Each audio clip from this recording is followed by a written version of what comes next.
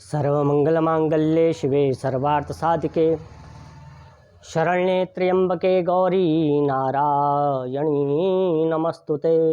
हर हर महादेव। आज मैं आपको माँ भगवती का एक चमत्कारिक स्तोत्र बताने जा रहा हूँ। जिनके जीवन में धन का मार्ग नहीं बन रहा, जिनके जीवन में धन हानि हो रही है, व्यापार नहीं चल रहा, आर्थिक तंगी से जो जूझ रहे हैं, तो उनके लिए माँ भगवती का यह एक चमत्कारिक स्तोत्र है। इस स्तोत्र का नाम है श्री दुर्गा अष्टोत्तर शतनाम स्तोत्रम। श्री दुर्गा अष्टोत्तर शतनाम स्तोत्रम अर्थात माँ भगवती के 108 नामों का यह स्तोत्र है। तो देखिए, हमारे कई स्तोत्र, श्लोक, मंत्र ऐसे हैं जो ऋषियों के द्वारा प्रदत्त हैं। विभिन्न प्रकार के स्तोत्रों की रचना कई ऋषियों मुनियों ने की है। लेकिन इस स्तोत्र की खासियत ये है कि इस स्तोत्र को भगवान शंकर इसकी महिमा को माँ पार्वती को बतला रहे हैं। इस स्तोत्र की रचना किसने की? भगवान शिव ने। भगवान शिव माँ पार्वती को बतलाते हैं। देखो, माँ पार्वती ही दुर्गा है, दुर्गा ही माँ पार्वती है।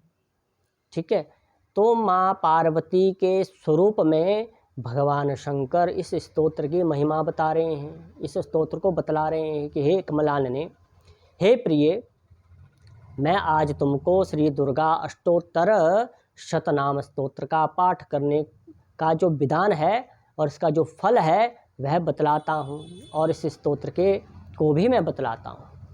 तो भगवान शंकर इस स्तोत्र का पाठ कर रहे हैं और इस स्तोत्र की महिमा को भी बता रहे हैं, इसके फल को भी बता रहे हैं।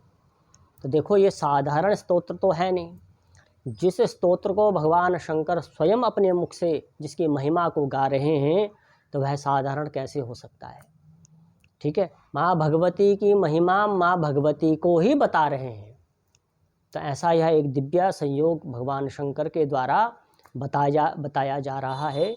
यह भगवान शंकर भगवती को कहते हैं कि हे कमलानने, तुम्हारे इस 108 नाम के स्तोत्र का जो भी आश्रय लेगा उसको कुबेर जैसी संपत्ति मिल जाएगी। वह बहुत बड़ा संपत्तिशाली बन जाएगा और अनेक प्रकार के सुखों से वह साधन युक्त हो जाएगा। अनेक प्रकार के घोड़े, गोधन, अश्वधन, गजधन, स्वर्णधन इत्यादि उसके जीवन में बढ़ जाएगा।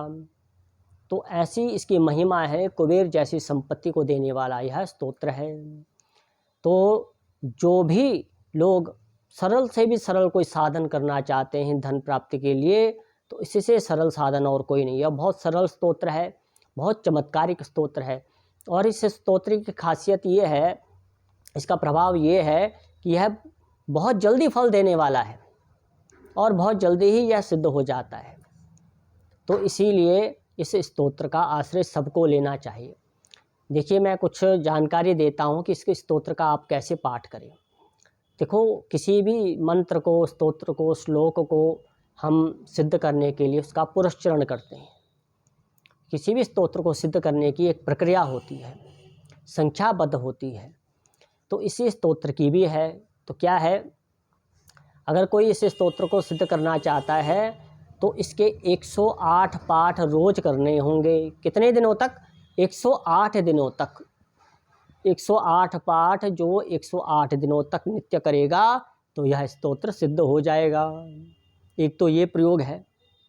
ठीक है, दूसरा है 11,000 की संख्या में अगर कोई इसका पाठ कर लेगा या किसी ब्राह्मणों से भी करवा लेगा इस स्तोत्र का अनुष्ठान के रूप में, 11,000 पाठ का कोई अनुष्ठान ब्राह्मणों से भी करवाएगा, तो यह स्तोत्र उसके लिए सिद्ध हो जाएगा और धन की वृद्धि होने लगेगी।